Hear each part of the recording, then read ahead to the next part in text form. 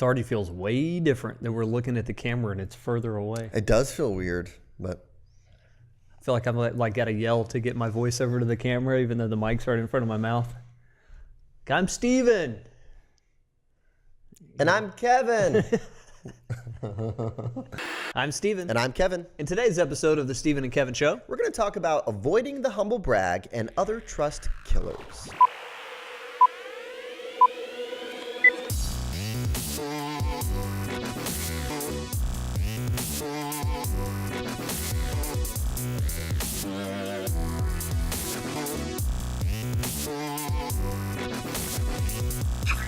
Hello, everyone, and welcome back to episode 51 of the Steven and Kevin Show. And as you may have already noticed, things look a little different around here. Yeah, nothing crazy. We painted the backdrop here. You may have noticed on Instagram. If you're not following us, please do. And I'm not going to lie, it was mainly so there'd be some contrast between Matt and the background. Yeah, we do a lot of videos. Obviously, Matt does a lot of videos back here, and his skin tone was almost the exact same color as the background, and it would just blend in. It was really pretty funny. So we had to switch things up, and I think it's a little bit more modern. I think it feels nice. A little brighter. Got some additional lighting in here. So for those of you listening in who have no idea what we're talking about, we're sorry about that. But today, an important topic in episode number 51. Mm-hmm. As with all these, this links directly to the types of things that we work on in our performance coaching program. Part of our mission in coaching is not only to have you doing the right activities, but for you to do them properly. Right. And sometimes there are things about you conversationally that hinder your ability to bring in business. Yeah, exactly. I mean, we can show you some of the best scripts for transitioning someone from social to business, or how to get introductions to certain people. But if there's something missing about you, or people don't trust you, or something, if there's something off, it's not going to work. Yeah, I had a call this morning with someone. First call, she calls out of the blue, wanted to discuss our coaching services. And it was everything I had in this initial call not to tell her what was glaringly obvious, that she talks too much, way too much. Yeah.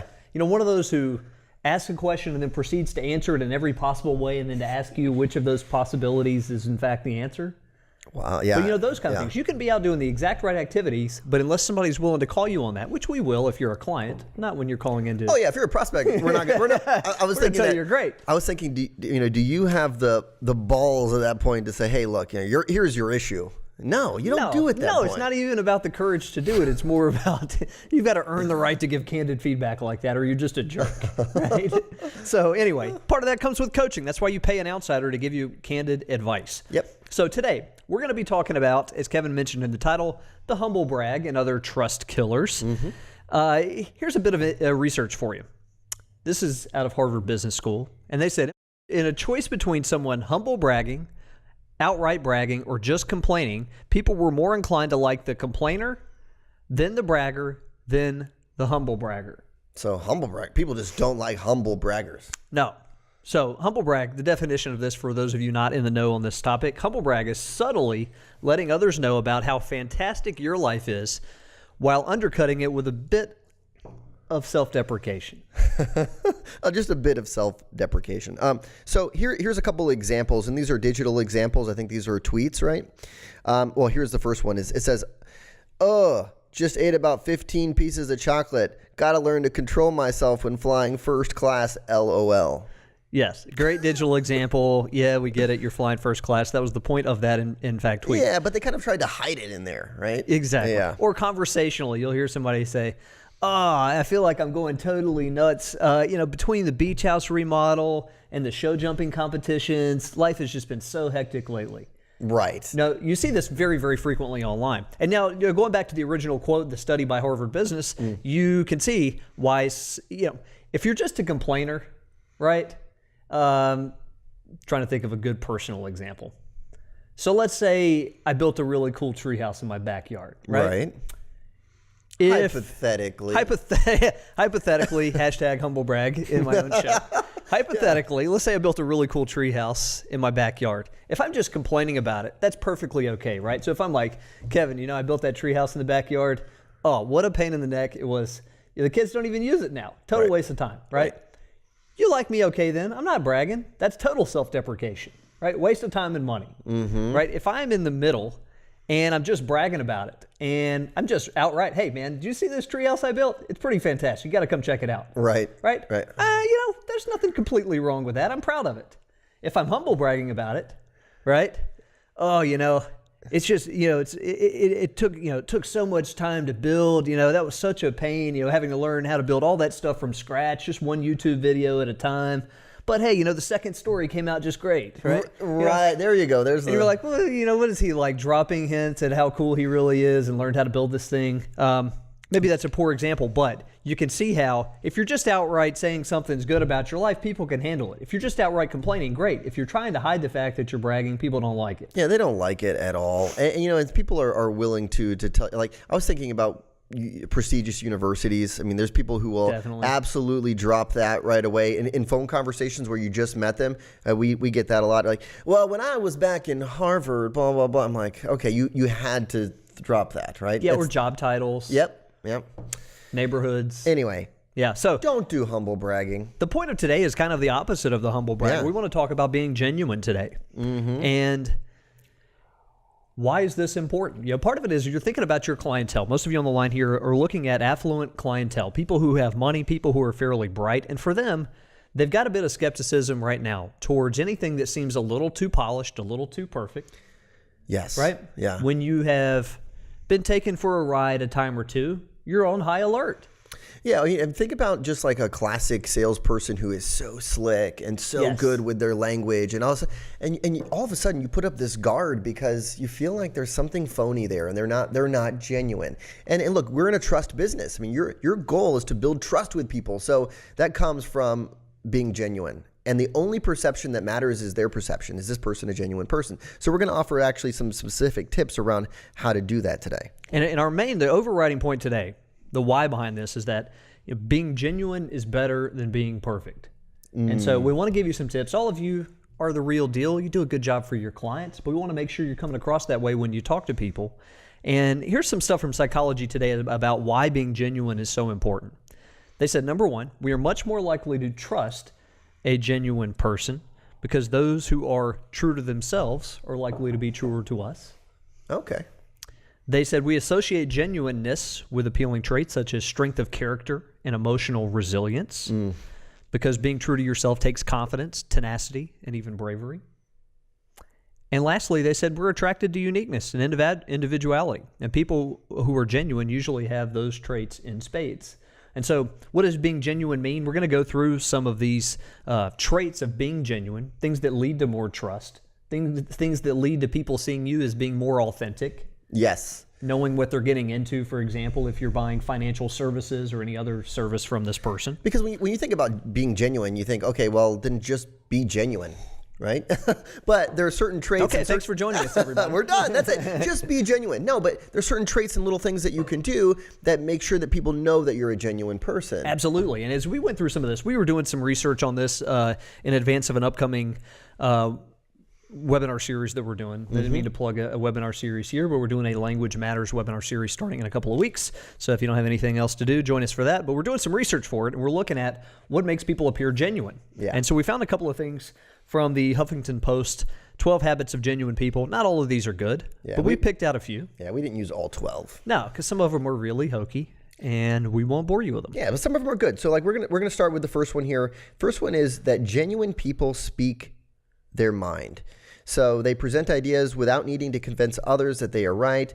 And this is like an advisor telling a client that they're overspending or that they should not buy that house in the Cape. Or, I mean, it's saying stuff that they don't want to hear necessarily, but that's how you know someone's really being genuine sometimes. Yeah, or exactly how they get paid on a certain product or exactly how much something costs. And this is probably the number one. If we were to poll all of you and ask, what do you think is the number one trait of somebody who's genuine? They're going to tell you what they think, right? Yeah. You're going to speak your mind. So like that's a good point. So like early in the sales process with a prospect, if you tell them some things that might be a little like they don't totally want to hear, from their perspective, this person's pretty open and honest with me. You're going to be a little real with them. And whether that's something business-wise or personally, Kevin. Yeah.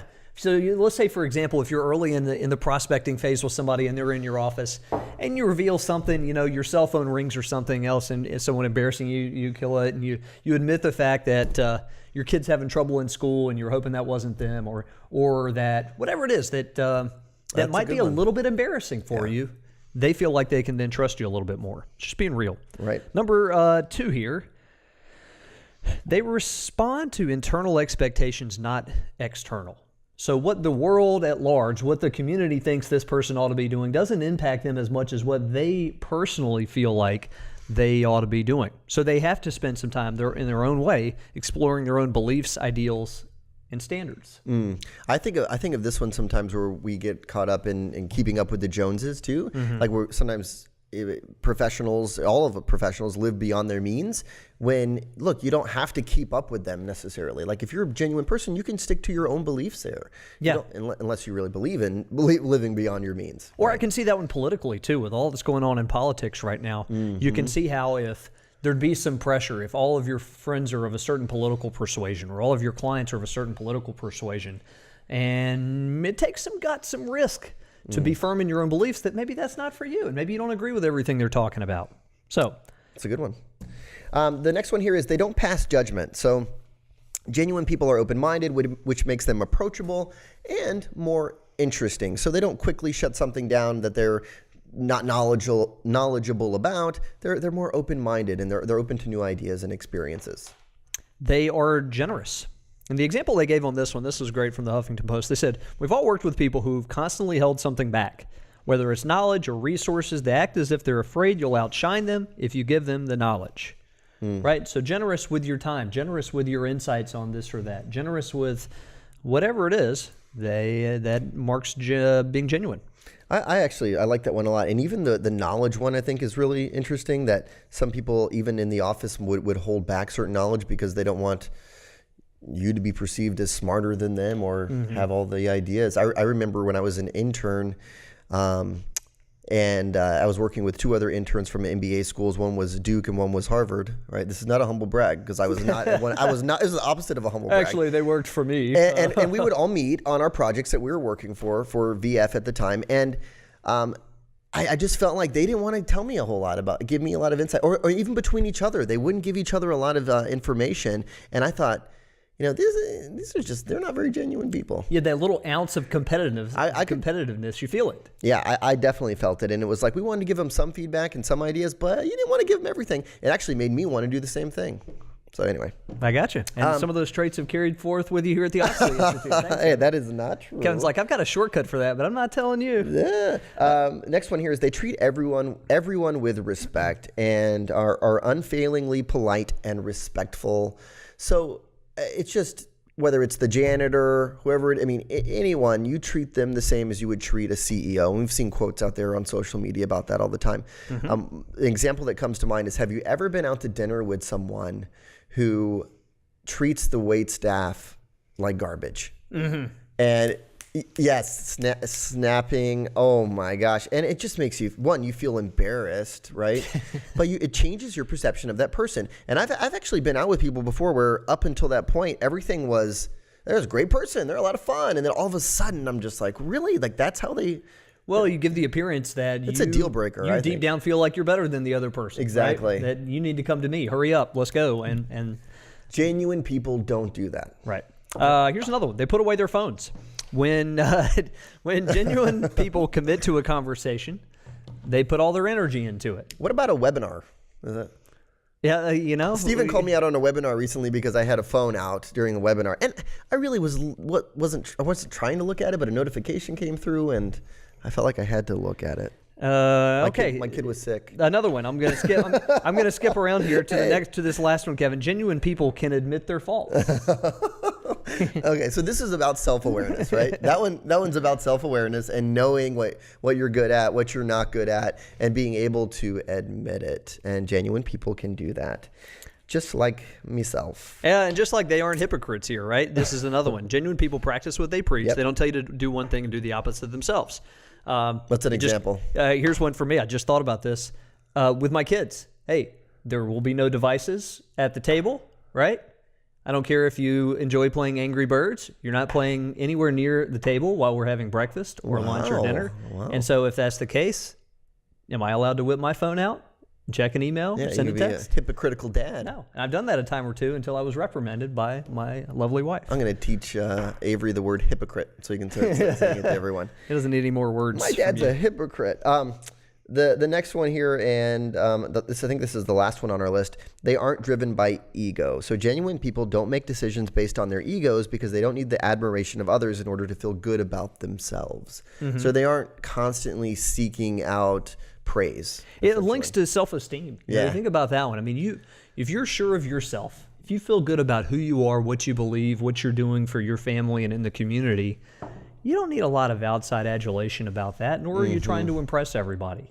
And I think that's the crux of what we're going through here today, gang, is that nobody looks at this list and says, I am rock solid awesome in every one of these areas. Yeah. Everybody has work to do in these things. But as we look at it, we try to remember ourselves and for all of you that when you're real, people appreciate it. Think about some of the people in your life who you like the most. Mm-hmm. They're probably some of the most real, genuine, trustworthy people that you come across. And it might be fun to hang out with some people who are the opposite of that sometimes. Sometimes. It might be fun to be around them when, the person who can be a little bit loud sometimes or has a personality that, you wouldn't want to work with them, but it's kind of fun to be around them. Yeah. But being the real deal impacts your business. And this is, when we're in a people business and we're trying to land new clients from the community, you want to be the real deal. You want to be known as someone who is genuine. Yeah. And here are some tips you can follow. Which one do you think, Stephen? Which one do you think on this list is one that you might struggle with? Do you already have one in mind for me? Yeah, no, not for you, but I have one in mind for myself.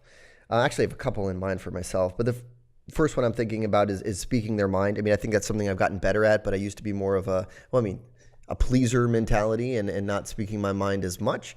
And then also putting the phones away. I am terrible at that. I mean, we're sitting here recording and I have my phone out the whole time, and that seems pretty hypocritical. I have no problem speaking my mind. That's always been we know.